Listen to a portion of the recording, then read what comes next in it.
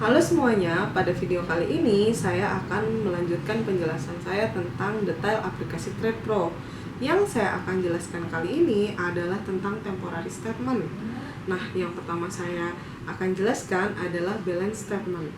Nah, di balance statement sendiri terdapat yang namanya previous balance. Previous balance adalah saldo awal pada saat pembukaan rekening atau saldo terakhir pada hari perdagangan sebelumnya. Dan kemudian ada yang namanya margin in dan margin out. Margin in dan margin out sendiri adalah penambahan atau penarik dana yang dilakukan oleh nasabah. Nah, di mana misalkan nasabah akan mengambil dananya, berarti itu masuk ke margin out. Apabila nasabah melakukan penambahan dana, itu masuknya ke margin in.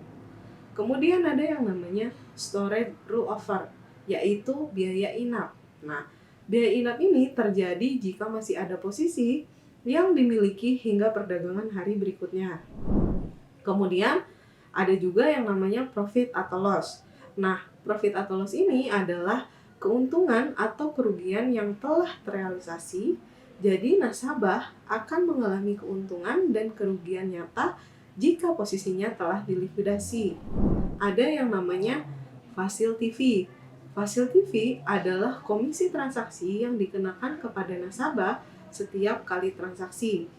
Yang selanjutnya ada VIT. VIT adalah value add tax atau pajak penambahan nilai sebesar 10% dari facility fee. Kemudian ada yang namanya premium discount.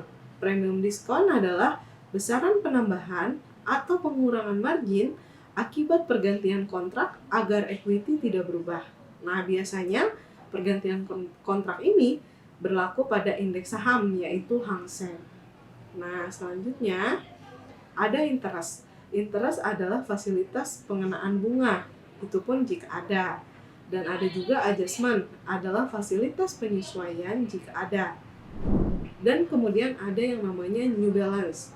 New balance adalah saldo yang timbul setelah dilakukan penyesuaian, termasuk penambahan atau penarikan dana laba atau rugi yang terrealisasi. New balance ini juga akan menjadi previous balance pada hari berikutnya. Nah, selanjutnya ada yang namanya floating profit atau floating loss. Nah, floating profit atau floating loss ini adalah keuntungan atau kerugian potensial yang belum terrealisasi dan masih mengalami perubahan seiring perubahan harga agar menjadi acuan. Nah, selanjutnya ada yang namanya equity. Equity adalah selisih yang timbul setelah new balance ditambah atau dikurangi floating profit atau loss. Kemudian ada yang namanya margin required.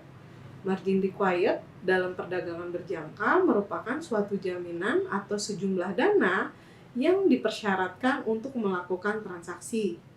Nah, selanjutnya ada yang namanya effective margin. Effective margin adalah margin efektif nasabah setelah equity dikurangi margin required. Selanjutnya ada call margin, yaitu call margin itu suatu kondisi di mana dana nasabah berada di bawah 70% dari initial margin. Nah, pada kondisi ini biasanya nasabah harus segera melakukan top up untuk memenuhi call margin tersebut. Nah, adapun yang namanya auto liquidation. Auto liquidation adalah kondisi apabila kecukupan dana nasabah di bawah jumlah minimum 30% dari margin awal atas total posisi kontrak terbuka nasabah.